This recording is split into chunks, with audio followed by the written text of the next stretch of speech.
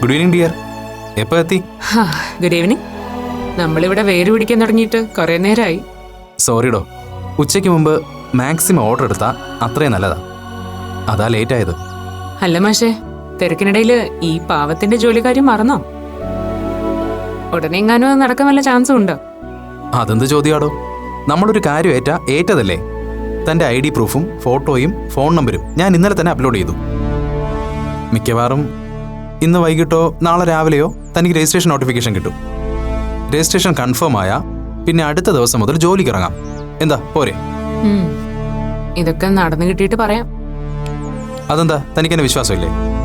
താൻ നോക്കിക്കോ, നാളെ ഒരു ദിവസത്തിനകം തന്റെ ജോലിക്കാര്യം ഓക്കെ ആയിരിക്കും. താങ്ക്സ് ബഡേ. എത്രയെന്ന് കരുതിയോ ഇങ്ങനെ വെറുതെ ഇരുന്ന് സമയം കൊല്ലുന്നത്? അതുകൊണ്ടാ ഇങ്ങനെ ധൃതി കൂട്ടുന്നത്.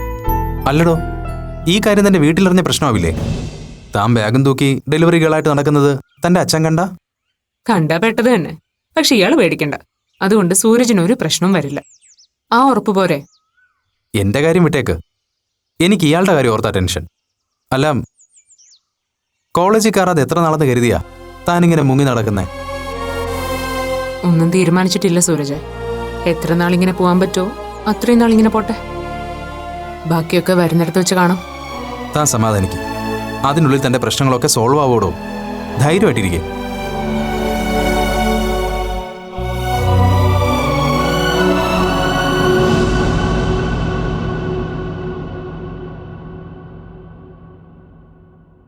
മാളുവിന്റെ കാര്യത്തിൽ നമുക്ക് ഉടനെ എന്തെങ്കിലും ചെയ്യേണ്ടേ മുരളിയേട്ടാ?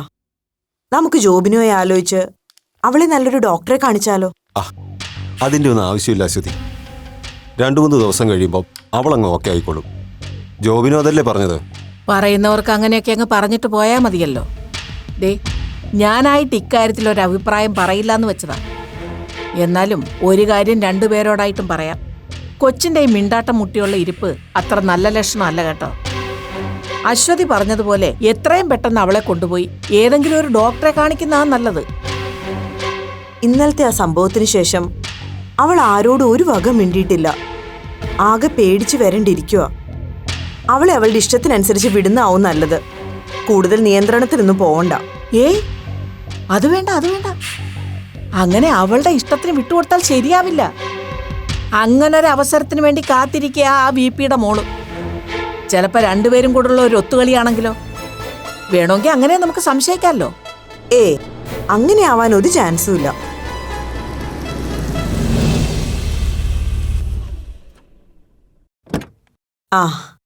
ജോബിനാ. വാ മോനെ. ഹലോ അങ്കിൾ, ഇന്ന് പോയില്ലേ? പോണം, കുറച്ച് ലേറ്റ് ആയിട്ട് പോവാന്ന് കരുതി. ജോബിനൊന്ന് ഹോസ്പിറ്റലിൽ പോണ്ടായിരുന്നോ? ഇന്ന് ഉച്ച കഴിഞ്ഞാൽ ഡ്യൂട്ടി. എന്നാ പിന്നെ രാവിലെ ഇങ്ങോട്ട് ഇറങ്ങാന്ന് കരുതി. വാ ഇരിക്ക്. നിങ്ങൾ സംസാരിക്കാൻ, ഞാൻ പോയി ചായ എടുക്കാം. വേണ്ട ആന്റി, ഞാൻ ഇപ്പൊ ബ്രേക്ക്ഫാസ്റ്റ് കഴിച്ചേ ഉള്ളൂ. പിന്നെ എന്തൊക്കെയുണ്ട് മുത്തശ്ശി വിശേഷങ്ങള്? ഒന്ന് ഇരുട്ടി വെളുക്കുമ്പോഴേക്ക് എന്ത് വിശേഷം ഉണ്ടാകാനാ? ഇന്നലത്തെ പോലെ തന്നെ ഇന്നും ഇവിടെ. മാളവിക എന്താ പറയുന്ന ആന്റി? ആളെ ഓക്കെ അല്ലേ? ഇല്ല ജോബിൻ, ഇന്നലത്തെ അതേ അവസ്ഥയിൽ തന്നെ എപ്പോഴും. അവളുടെ കാര്യത്തില് ഞങ്ങൾക്കിപ്പോ നല്ല പേടിയുണ്ട് മോനെ.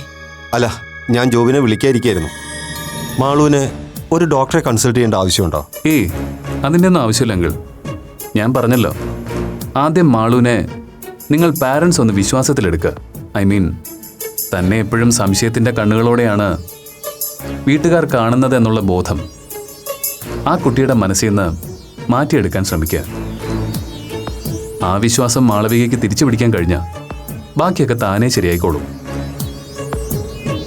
പിന്നെ അങ്കിളിനെ മാളൂനെയും കൊണ്ട് ഒന്ന് ഔട്ടിങ്ങിന് വെക്കൂടെ? ഞാൻ ഇന്നലെ ആവുന്നതും പറഞ്ഞത് അവളോട്. എവിടെ കേട്ട ഭാവം പോലും വെക്കാതെ ഒരേ ഇരിപ്പാ. മാളു എവിടെ? അവള് മുകളിലുണ്ട്.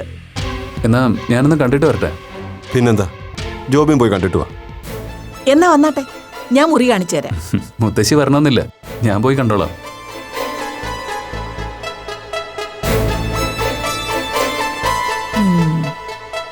അതെ, കാര്യം നിങ്ങളുടെ പരിചയക്കാരിയുടെ മോനാ. ആള് ഡോക്ടറാണ്, ഒക്കെ ശരി തന്നെ.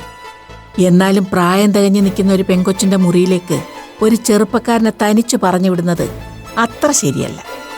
അമ്മ വെറുതെ ആവശ്യമില്ലാതെ ഓരോന്നും ചിന്തിക്കണ്ട. മാളു ഇപ്പൊ പേഷ്യന്റാ, ജോബിന് അവളുടെ ഡോക്ടറും. അങ്ങനെ കണ്ടാ മതി.